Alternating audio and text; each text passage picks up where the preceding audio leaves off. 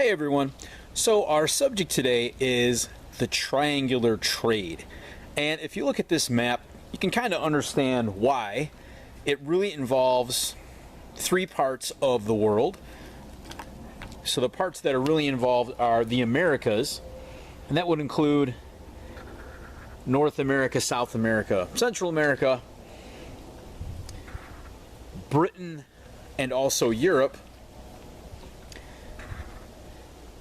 and then Africa too. So those are the three main parts of the triangle. Triangle, of course, having three sides and 3 points. And here on the map you can see that it's actually not just one triangle, but there's really two triangles. There's one that involves like the 13 colonies, right? The British colonies that we're mostly studying, and their trade with Britain, and also trade with the Caribbean, the West Indies, for things like sugar, right? These were called the Sugar Islands. So this red group of lines right here that form a triangle, this is one particular triangle. And then you've got another one that involves, again, the colonies and the West Indies, and also Africa. And so Africa, for some reason, is not labeled on this map, so going to label that right there. Of course, any sort of trade route or trade system is about moving goods, moving materials. So up in the text portion of this page, we can see that places like the West Indies, the Caribbean, right there producing things like sugar, which the 13 colonies in America wanted, which the British wanted. That sugar is exchanged for manufactured products, okay, whether it's furniture, whether it's fine china or things like that, or silver, pieces of silver. Those are like manufactured products. When we zoom in a little bit closer to the map, we can kind of see some of the things that are labeled actually on the map. For example, the 13 colonies here in North America, they're making whether it's lumber, whether it's tobacco, whether it's indigo, these are typically what we would call raw materials. They're not really producing, they don't have a lot of factories or shops where they're making complete manufactured goods. They're providing the raw materials. So they're sending those things off to Europe, to the British, like I said, things like tobacco and lumber and anything that they're getting really from the natural world, right? All our natural resources. Africa is getting things from the 13 colonies, things like rum, things like iron. Also, of course, people are being taken from Africa into slavery, and those people are sent into slavery in the West Indies, in the Caribbean, to work on the sugar plantations. And of course, many people are taken into slavery into the 13 colonies to work on the various crops such as rice, such as indigo, such as tobacco in the 13 English colonies. When we look at the British here, the British are demanding raw materials that they can then turn into manufactured goods that they can then sell back to the colonies. And of course, they're also addicted to sugar, just like pretty much everyone was back then. So that's also the red triangle, right? You've got like foodstuffs, beef, flour, going from the 13 colonies to the Caribbean, sugar going from the Caribbean to the British, and the British are bringing manufactured goods here to the 13 colonies. In the space below the map, we're just going to make a few notes here. And in any trading relationship, you really have two kinds of items being traded. You have imports and you have exports. So imports are things that a country will buy from another country and ship in to their country. So that means goods are coming in and cash or money or gold is going out to the people that you bought it from.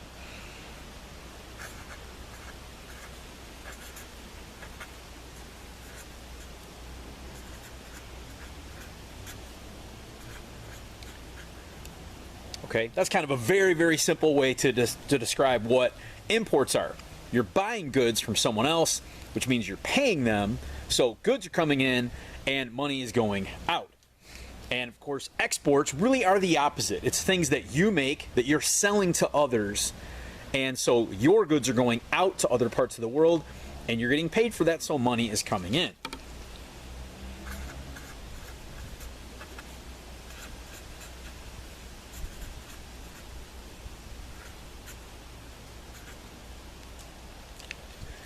So if you were a colonial empire like the British were, right? They had colonies in all parts of the world.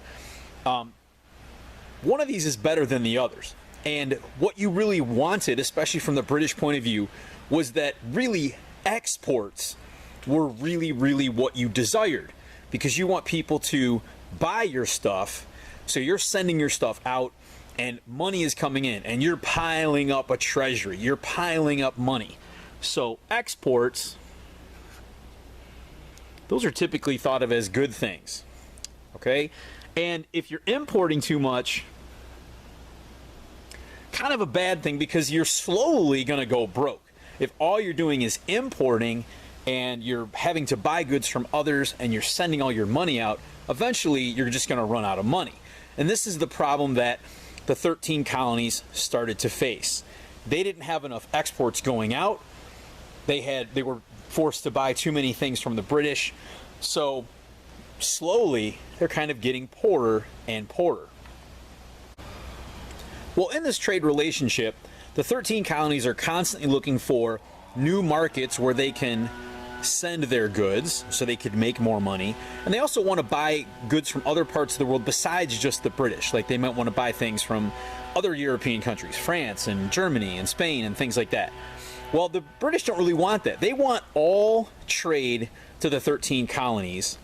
They want it all funneled through them so they can continually keep their hand on the money, right? Use British ships and pay British captains and try to force the colonies to buy British goods. So they really want all trade from the 13 colonies to go through them. And so they pass some laws called the Navigation Acts. And what these do really are, they restrict colonial trade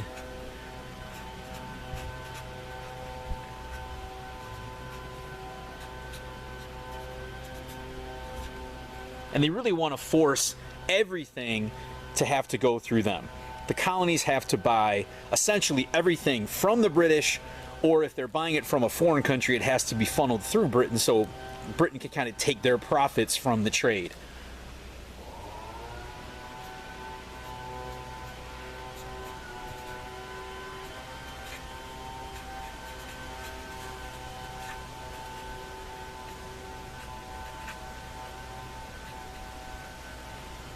I apologize for my somewhat sloppy writing. So it says everything through the British. That's what the British want.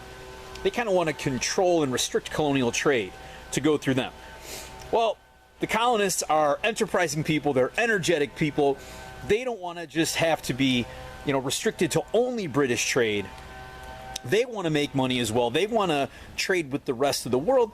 So they engage in a certain type of trade which is illegal. And they're starting to violate the Navigation Acts, go around them, ignore them. And anytime you are involved in a sort of illegal trade of any kind, it's known as smuggling. And so the colonists, especially the people along the seacoast, especially people in the port towns and the harbor towns, they become really good at illegal trade, smuggling.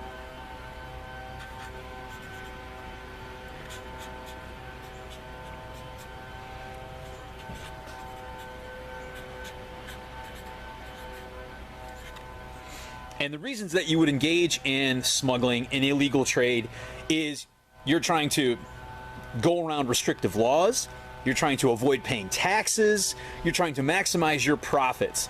And so a whole organization of smugglers really starts to get involved in colonial trade. And this is going to lead to a huge confrontation between the colonists and the British. A major showdown starts to get set up in the 1760s and 1770s. The king and the parliament know that the navigation acts are being ignored in the colonies. They know that their laws are being violated. They know that there is all sorts of illegal trade. There's all sorts of smuggling going on in and out of the 13 colonies. They want to put it to a stop. They want to control the trade. They want to make sure the laws are being followed, and they want to collect any taxes that they possibly can for the purpose of running the empire. Well, one particular place in the 13 colonies where there is a lot of trade going on, the navigation acts are being largely ignored, and there is a whole bunch of smuggled goods coming in and going out without British approval, is a place on the Atlantic coast in the 13 colonies, and it's a place where there's going to be two violent showdowns in the early 1770s. There's going to be a massacre, there's going to be a famous tea party, and so much of the trouble that leads to the American Revolution happens in the city of Boston, Massachusetts.